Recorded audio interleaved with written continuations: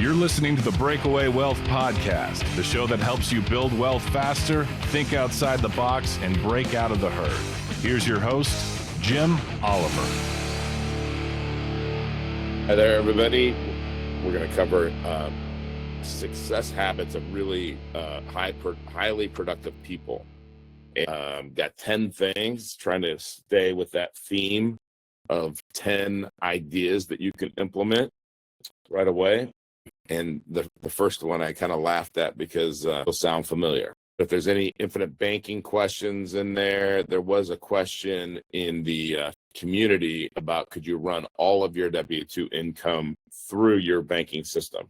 So if you go to page 48, Nelson says, well, you run all of your income through somebody else's bank. Why wouldn't you run it through your bank? You can, but there's two issues that I see with that. One is the frequency that you get paid. So what I've seen people do, and it's more like dentists, doctors, etc. They might put expenses in there, like run expenses that are 90 days, or I have seen month by month, but I haven't seen more frequently than month by month. And then how are you going to if it's just using the income and you're just replacing it, you're gaining ground, but you're not gaining ground like buying cash flowing assets or taking over debt that you have a large volume of interest on. So it's kind of to some degree not practical that way, but also is if you're out there buying cash flowing assets, your income is going to continue to grow up. So getting 100% of your income through your banking system is always a challenge. I'm not saying it can't be done, but if your income keeps increasing, it's like traveling to the horizon.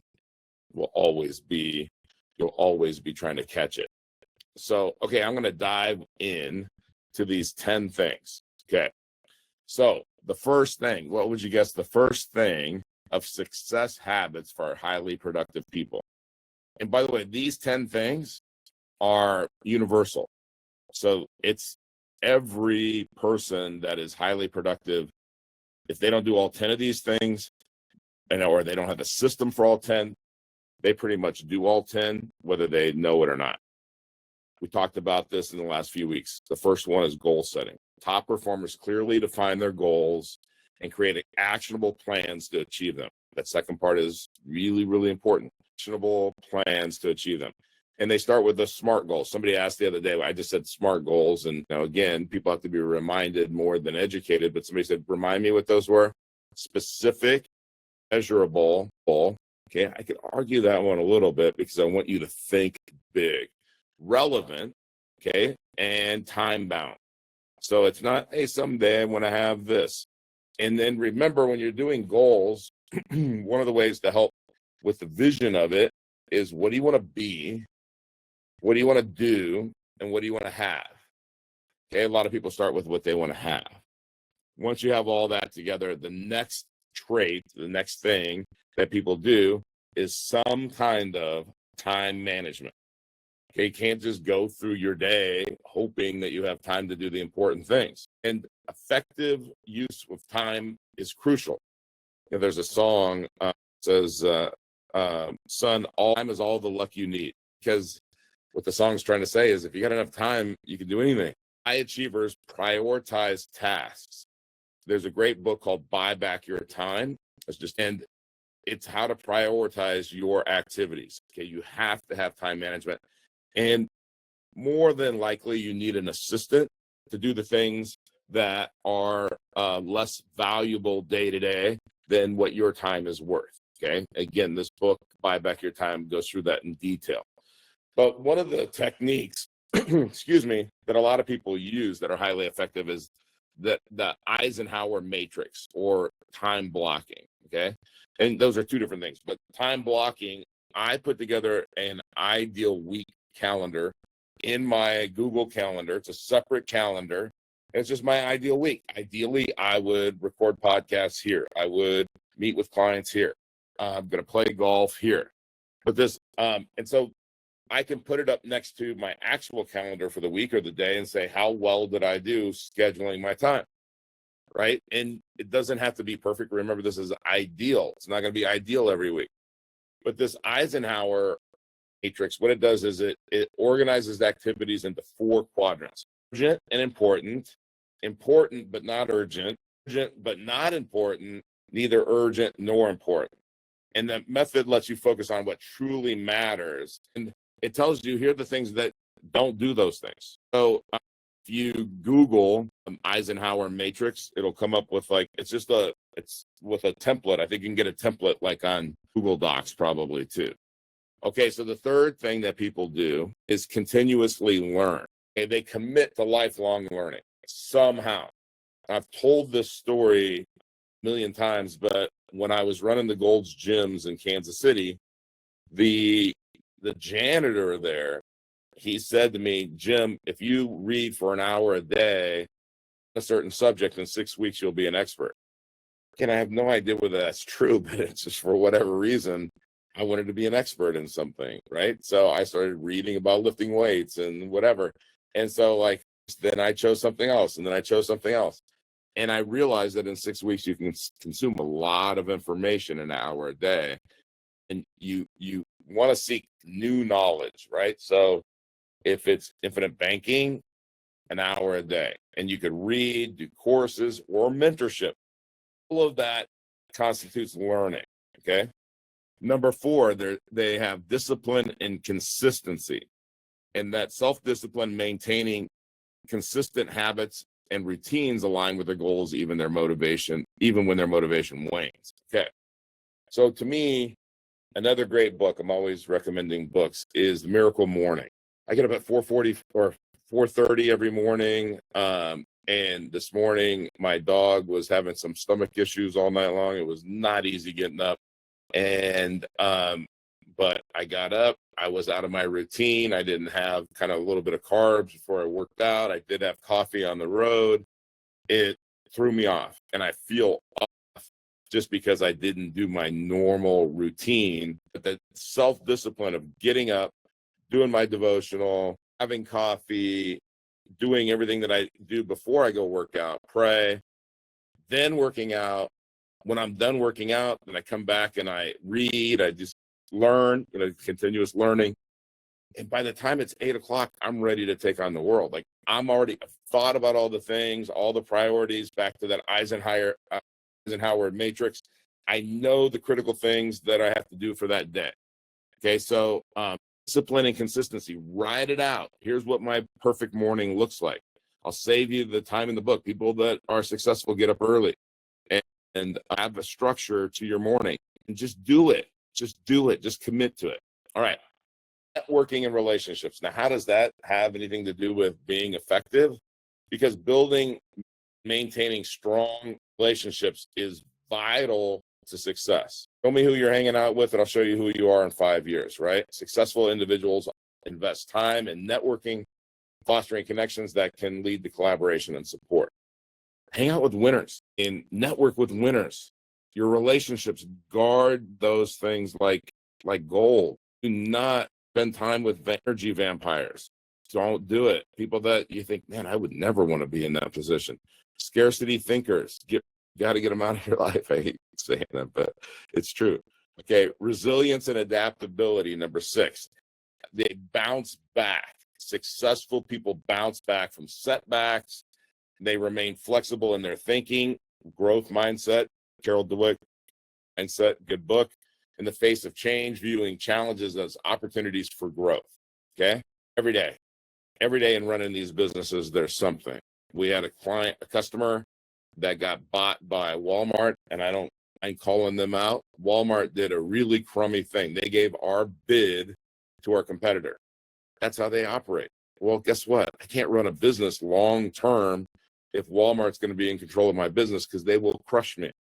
So guess what? I'm going to adapt. We started refurbishing bird feeders with little cameras in them. Really cool, actually. So and stay positive about it. Positive mindset. For the first 2 hours today, I was like, man, I'm struggling on my workout. I'm struggling on this. I don't have any energy. Just want to go back to bed. And I didn't have a positive mindset. So I had to get into a positive mindset. How did I do that? I got a couple chores done before I had this meeting, and I got back here on time. Now I'm smiling, and I think, okay, I'm going to have a great afternoon. I'm going to have a productive afternoon, and I'm going to stay positive. And I believe that I have the capability to help top performers. I mean that like that positive attitude helps top performers believe in your capabilities and overcome obstacles and maintain motivation, right? Again, back to whether it's, hey, I want to have abs, I want to lose 20 pounds, I want to gain 10 pounds of muscle, whatever it is. How do you maintain that motivation? What I do is I write it down. I'll write down stuff 100 times, because when I write it down, it puts it in the forefront of my brain. And I think, okay, I'm going to have lunch after this meeting. Am I going to eat a lunch that's going to get me closer to my goals or further away from my goals? That helps me maintain motivation, which brings me to number 8, rolling right into what I just said, health and well-being. You have to prioritize your physical and mental health through exercise, nutrition, mindfulness practices. Super successful people that I've met do all of that, all of it. Very rarely do you see somebody, because you got to be, it's not just about making money. You can find a rich person that's out of shape and they're not happy with the way they look, and they don't ever pray or meditate or do the sauna or the hot tub. Every day I'm in the sauna or the hot tub, because when I'm in the sauna, it's totally no distractions, no noise, anything. It's in my garage. It's awesome. And if you haven't tried infrared sauna for inflammation, just, again, at 59, I say I feel like I'm 39. There's a reason for that. I get massage every week, stretching every week. That body work is important. And I work out 6 days a week. And I'm not saying, hey, do this because I'm doing it.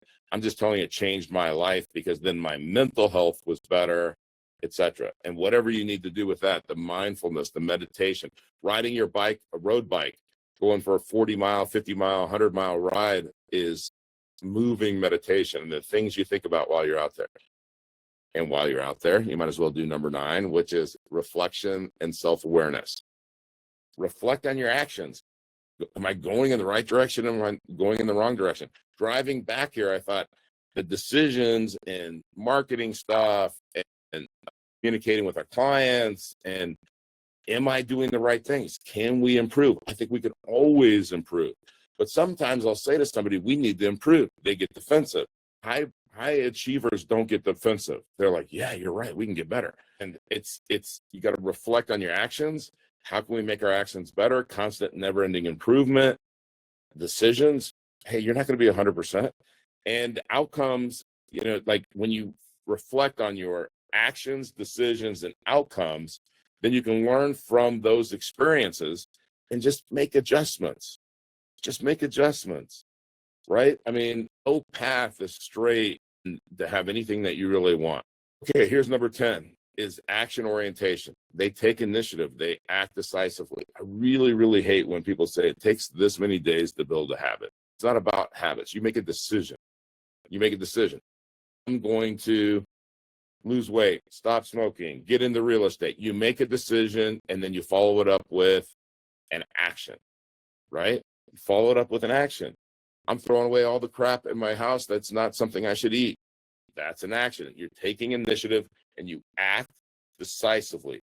But your whole orientation, your whole life has to be around actions. And top performers are known for willingness to take risks, to step out of their comfort zones to pursue opportunities. And I'll give you an example. When I decided that I was going to take my health to another level, I hired this concierge service that was part of Family Mastermind. And I know I've told this story before, but again, people may have not heard it. This guy got up there and he told me everything that I needed to know would be provided. My food would be provided. My supplements would be provided. Blood work, anything would all be provided, that it was turnkey. They couldn't do any of it. I paid them 10 grand. Okay, because that's how important it is to me. And I was so disappointed. It's called the starting line. Don't ever hire them. Sorry if you're on here from the starting line. But it did not come through. They overpromised, underdelivered. Did that make me go, okay, well, I guess it's just not meant to be for me to have abs at 59? No. I made adjustments. I hired a different trainer. She happened to be a chef at Mar-a-Lago for Trump. And I was like, wow, she can cook. And the food that she makes me, I get to pick it up tomorrow. I'm excited about it. I ate all of it for the week. There's nothing that goes to waste from that. Her training, she used to be a bikini model or competitor. And so like she understands how to build muscle and burn fat. And so then I got a new supplement nutritionist person. And I just did it myself because they didn't do what they said they were going to do. Did I get my money back? No, I didn't get my money back. But you know what? Who cares? I want the results. And so now I said, I'm not going to trust somebody else to do it because I just got burned. I'm going to do it. I'm going to take initiative and just make it happen. You know, those 10 things are just amazing. I have my bullet journal. I write out the Eisenhower stuff in the bullet journal, right? I write out my goals in the bullet journal. I wish I could just take it and have somebody digitize. I know I probably can. Have somebody digitize it after it's full. Look at the Franklin system. Look at the bullet journal. Costco is a huge fan of bullet journal. Brett Zimba, who's a great client, a great chiropractor, super highly successful, productive person. He uses the bullet journal. I know a ton of people that use Franklin. There's a Tony Robbins one I tried to use. I really tried to. It's just clunky to me. I mean, I have business partners that are billionaires. I'm not saying that they're the happiest people in the world or the wealthiest people in the world. I think everybody's heard me say, I believe Nelson Nash was the wealthiest man I ever met. Not because of how much money he had, because of like how content with his life and how revered he was by everyone that he wanted to give to and serve. He was an incredibly wealthy man, and his church, I mean, everything in alignment, right? So his beliefs, his actions, they were all in alignment.